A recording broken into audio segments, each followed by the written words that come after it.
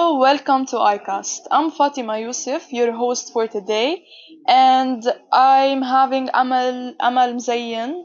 She's going to be for the co-host for today's episode as well. How are you, Amal?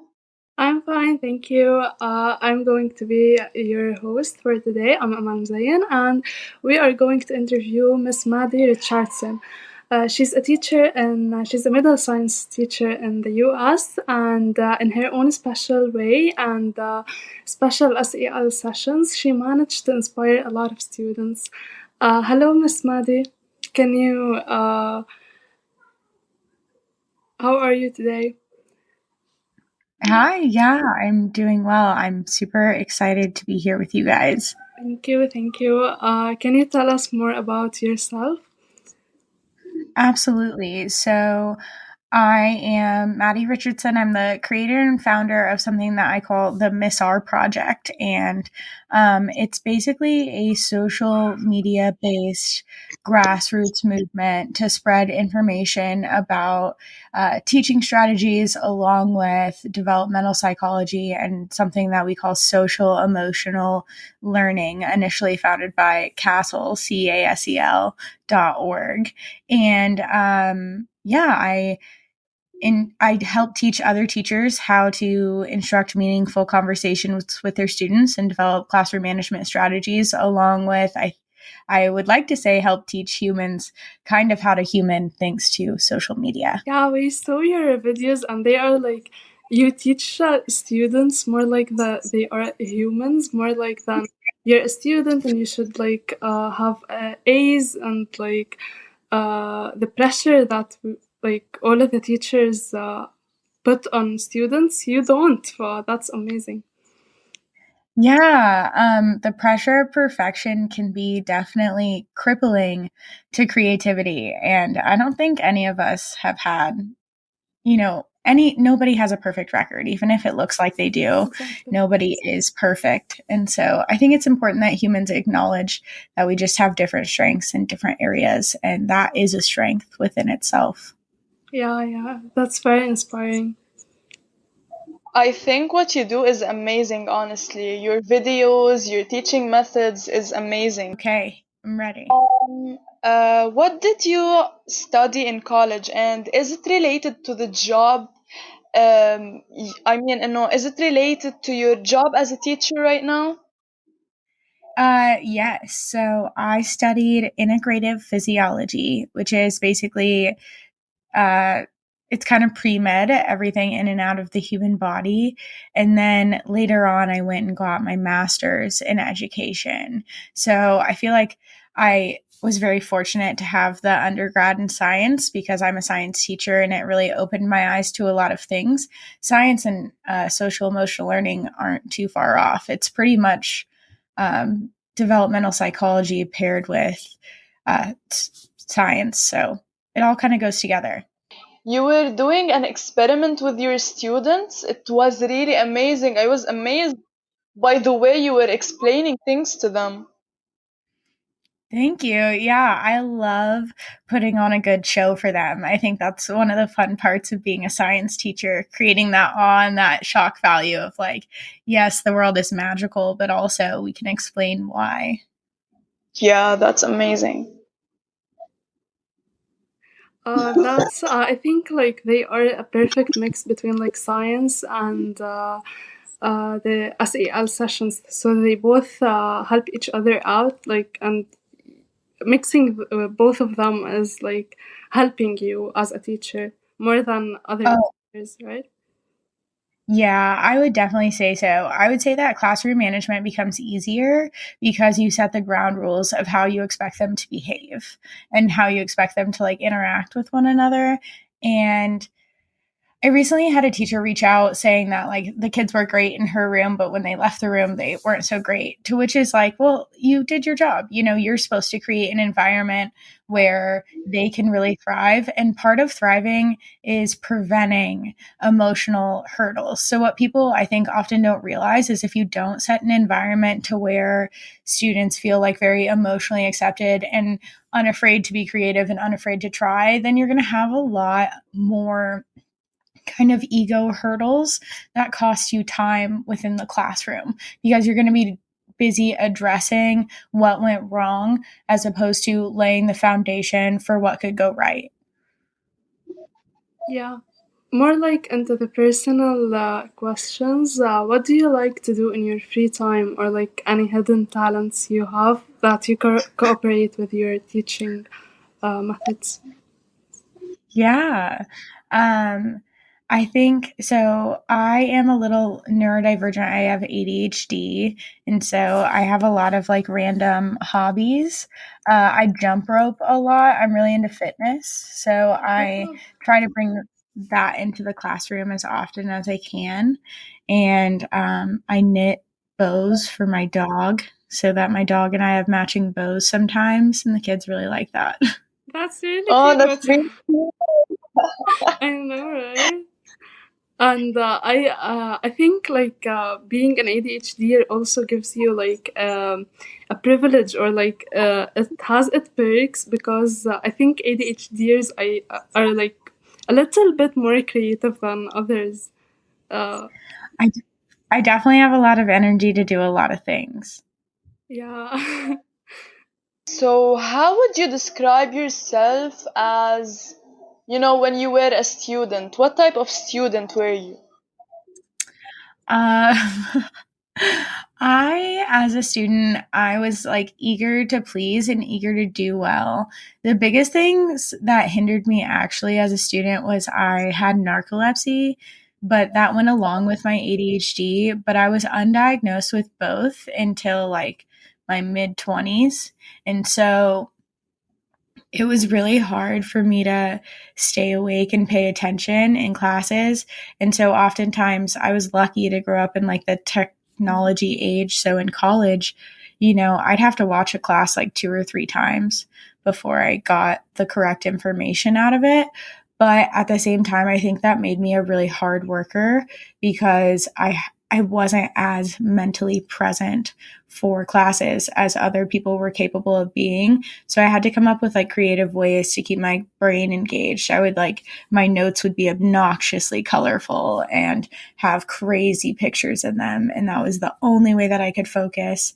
And I remember thinking like, oh, like nobody else really has to do this. And every once in a while you get a professor that was really chill about it. And other times you'd get a professor, that kind of took it as an insult. But to be honest, like if I was allowed to learn in a way that fit me, then I was capable of a lot of things. Like if I would have just been allowed to stand in class when I got tired, that would have like really been a game changer for me. And so there's these little things that sometimes hold people back that we don't account for, and they act like anchors, like weighing people down from what they could become. And so I think part of where I'm excited to see the education system shift is accepting how different everybody's brains are, and how different everybody's lives are, and what everybody is going through is so different. The personal experience is so personal, right? Like nobody else's is the same. And so really teaching kids all of that at a young age is super important. Yep. Yeah, That's so what your experience made you create these sessions, you like come up with the idea of, SEL sessions for the students and so on. Yeah, for sure.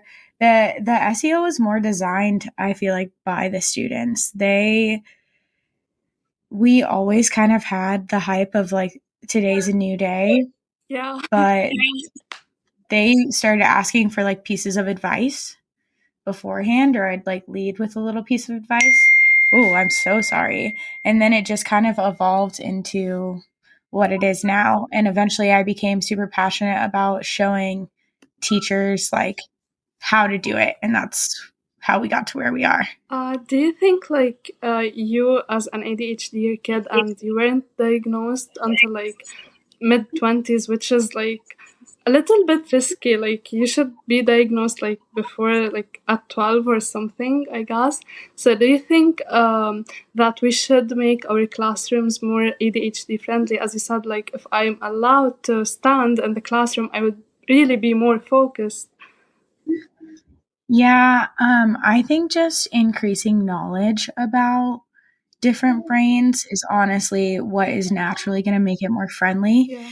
I think that sometimes cultural norms is what makes a classroom accidentally unfriendly, as in, like, sometimes someone who is presenting with ADHD may need to move, and that can be seen as defiance, right? So rewriting that of like, hey, they really aren't trying to defy you. They're actually trying to really listen to you, and helping people understand that is huge. Yes, that's true.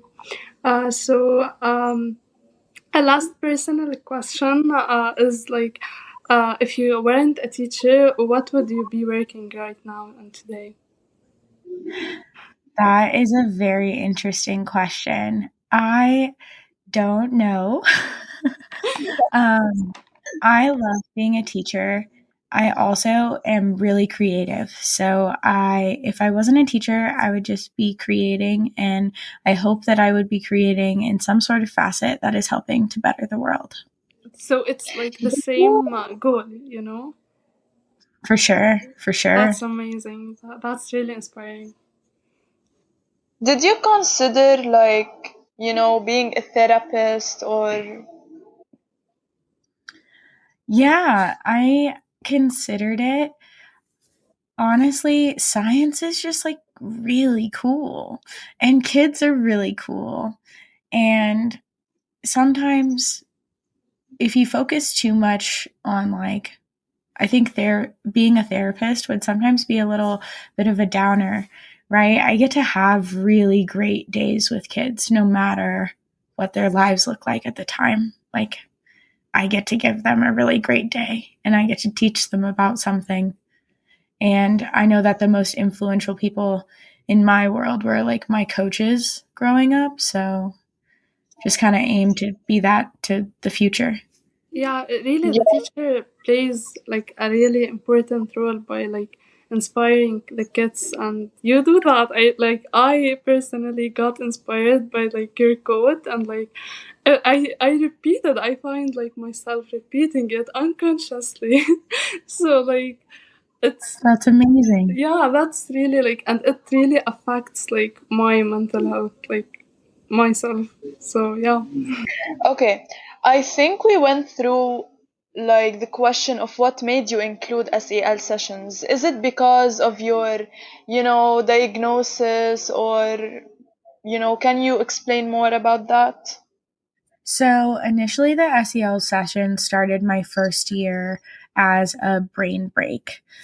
So I designed a brain break as like 5 deep breaths, and we would focus on different senses as we did it. And I immediately realized that when I did a brain break 20 minutes into class, my class was like ready for the transition. It was a very opportune time for the 47-minute class period.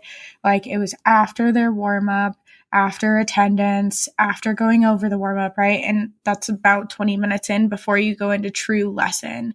And I understood synaptic priming, which is basically like that if you keep a routine, the brain will come to expect that, and therefore the brain will be like better prepared for it.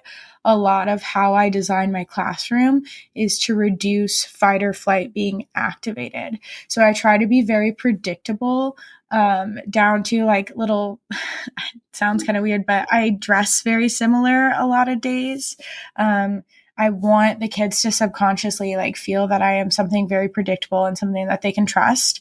And so the routine going 20 minutes in, that is a predictability as well. And the reset of the deep breath really helped a lot of them. So then I tried to like start making it more intentional of like, okay, here's a tip or trick that you could use or whatever. And then when I started my 4th year of teaching, I decided I wanted like a class mantra essentially where it allowed them to make mistakes and try again. That was my biggest focus. I wanted a kid to be free to mess up and be like, yep, I messed up, but I can try again. And the today's a new day just kind of appeared out of thin air. And I started saying it to them every single day that year.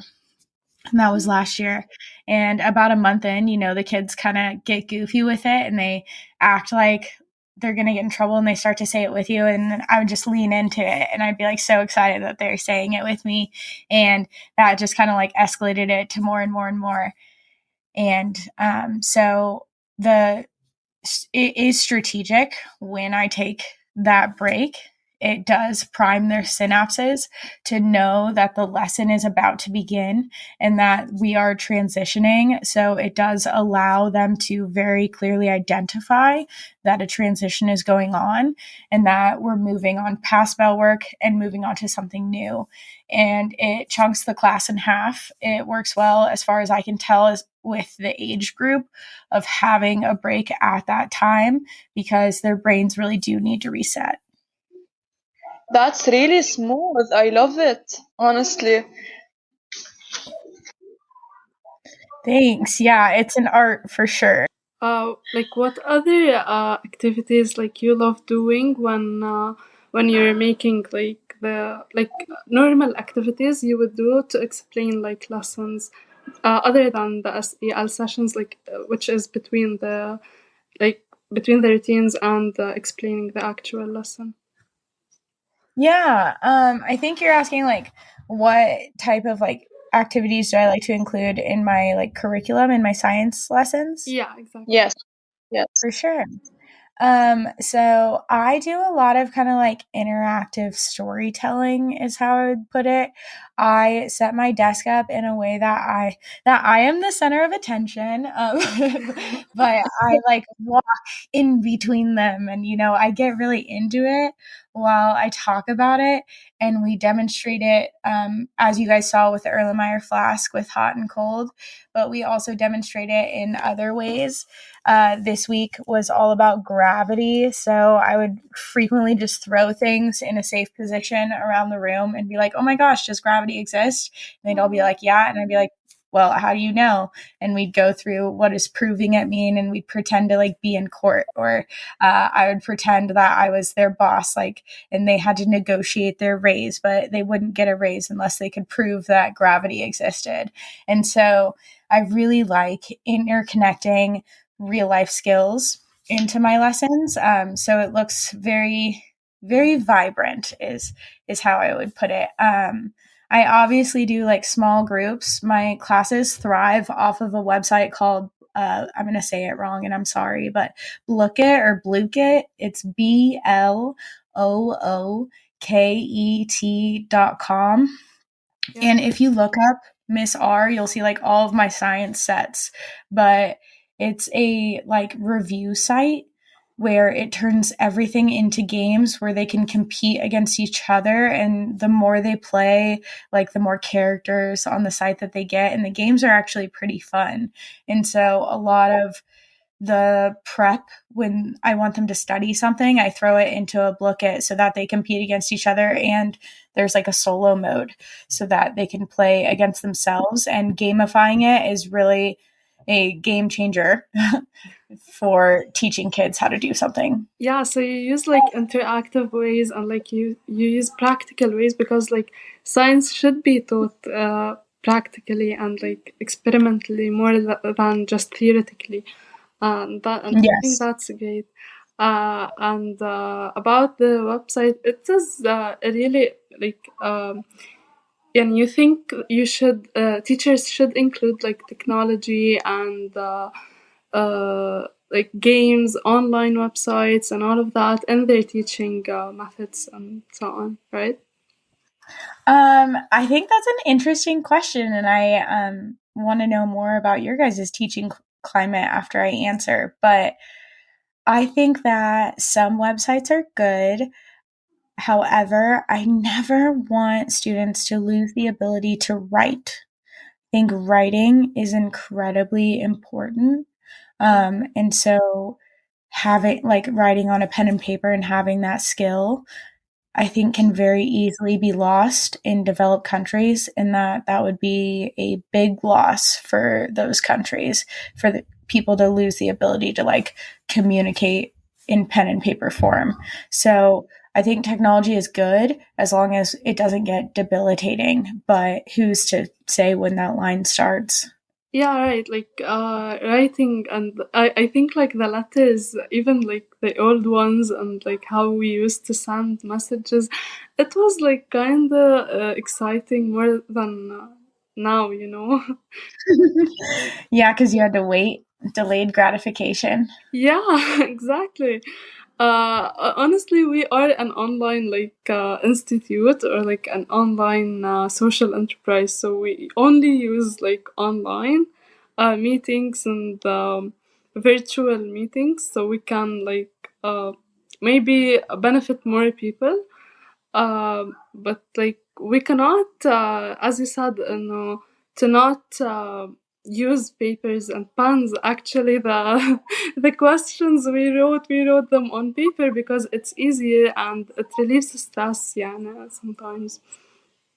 Yeah, and also there are studies linking like cognitive abilities with pen and paper. So basically, our brains more easily connect ideas when we write them down as opposed to when we type them. There is some disconnect with the screen, and people with learning disabilities already don't process screens the same way.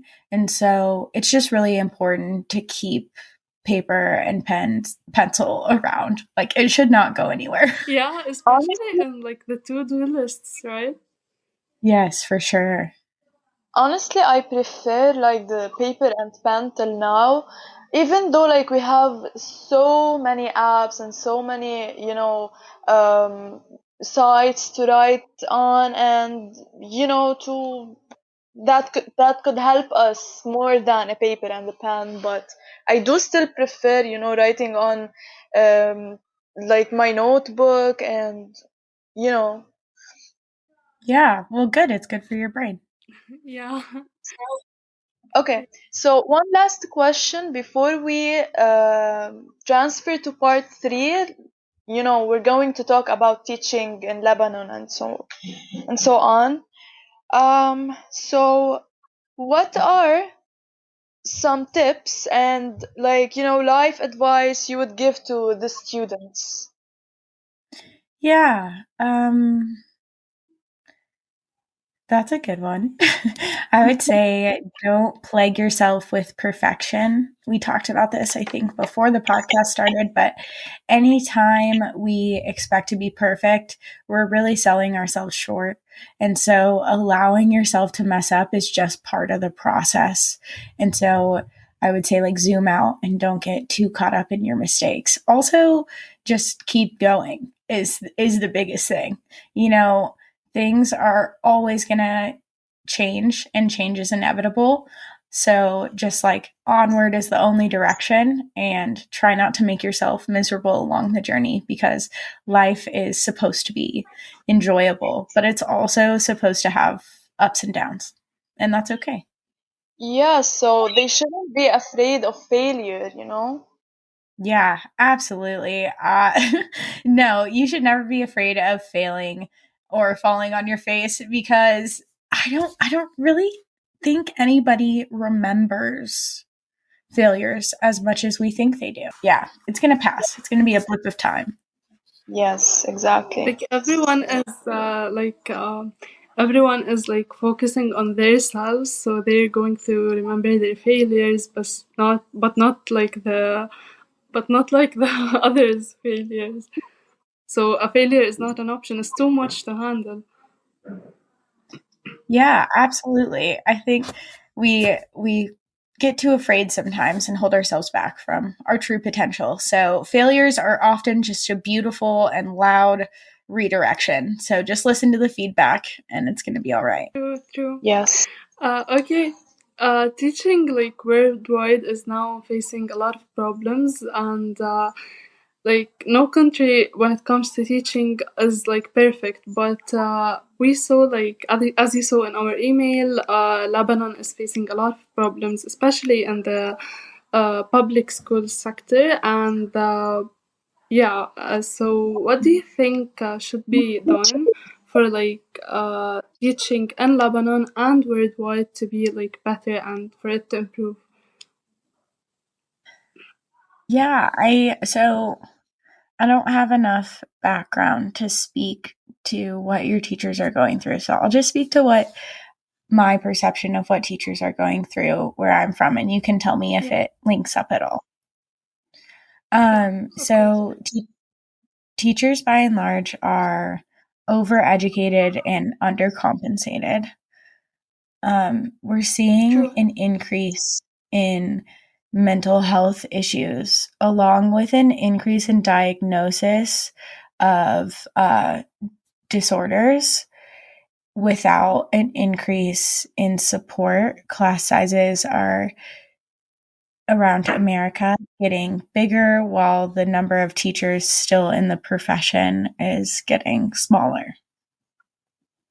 So there's not enough payment or salary for like the teachers, even though they have a lot of experience and like sometimes they have master's degree or uh, like a good degree, so they can teach the students, but they're not getting enough paid. Correct. And that a lot of that has to do with inflation also. We've seen rapid inflation with COVID, and teachers already weren't making a very livable wage, and then COVID happened, and it was like they're definitely not making a livable wage now. I think it's just as, you know, I think what they are facing there in your country is just as, you know, like what we're facing here. Like our teachers here, like don't get paid enough. You know, COVID had a really bad impact on Lebanon in general, not only, you know, in teaching, but like, you know, teachers were mostly affected by it here. Yeah, teachers are drastically affected by COVID because of both compensation and I would say mental health is like the biggest thing. Dealing with so much more mental health cases post COVID is definitely something more to deal with. Yeah, it's a hairy environment that we're in right now. True. What have you done like to get over this as Miss Maddie? What have you done to like get over it? So I just kind of keep pushing for change. I keep knocking on doors and like talking about what's burning teachers out and trying to get people to listen, because here's the truth. So Maslow before Bloom applies to teachers too. So Maslow is essentially, and I don't think that Maslow actually came up with this idea. I think it was actually Hindu, probably in origin. I've also seen some evidence of Native American in origin, so I'm not sure. But basically, he said that physical needs had to be met along with emotional needs and self-esteem needs prior to someone reaching their quote unquote true potential, right? So currently the financial safety needs of teachers are not met, and therefore they cannot be reaching their true potential within the classroom. Well, that's going to trickle down to the students always. So teacher working conditions are the conditions that students are learning in. And so we really need a lot of community support, because part of developing as strong countries is pouring a lot of love into developing our students, which starts with pouring a lot of love into our teachers. Yeah, true. So I always like see your videos, like you try to push teachers for like to know their worth, so they can so and as you said, if teachers are better, students are better, the country is better. So yeah, that's really amazing. Thank you. Yeah, I think it's important that everything is a system of checks and balances. I think absolute power corrupts absolutely every single time. So we can't just expect things to go well. In fact, we should kind of expect conflict a little. We should expect that every once in a while we're going to have to like self-direct or redirect, and because humans are so far from perfect, as we covered before. So to expect policy to be perfect is, I don't know. Yeah. Backward. So what are the obstacles that you faced as a teacher in your country? Obstacles that I face as a teacher is definitely like the get better faster rubric, which is what a lot of American teachers are scored on right now. That rubric's a lot, a lot, and it's difficult to have a lot of job satisfaction as a teacher because it's always just like do better, do better, do better, and so they that job expect you to be perfect all the time. Yeah, for sure. And that job satisfaction has to come from like within and from the kids. And so I think it's definitely it's a struggle a lot of times, especially when you know there's such demand in other industries that pay so much more. And that's why we're seeing so many teachers leave. Yeah. Would you change anything about how they think, you know? They expect you to be perfect all the time. Would you change that? Yeah, I think that it needs to be a better system of checks and balances. And the best way to create that would be to get like board members and administrators in as subs just for like one day a quarter. I think getting the higher ups involved in the classroom so that they can really understand is one of the best ways to create better conversations. Lastly, we would like to listen for a message you would like to tell to teachers. A message to tell the teachers? Yeah. Yeah. I would love to tell teachers thank you for showing up, even when it's hard. Thank you for continuing to look for resources, even when you feel depleted. Thank you for being unafraid to try new things, even when it's scary. That's really sweet, and like really, thank you for every teacher that has taught us. Thank you, Miss Maddie, and because today is a new day with a new opportunity New to make your opportunities to work. make your world a better place to be. Yeah, I really like that. We would like to end today's episode. We enjoyed so much. We benefited so much.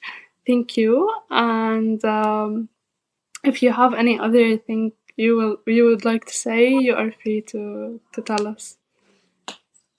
Yeah. Well, thank you guys so much for reaching out. Please keep me in the loop of how things are going in Lebanon.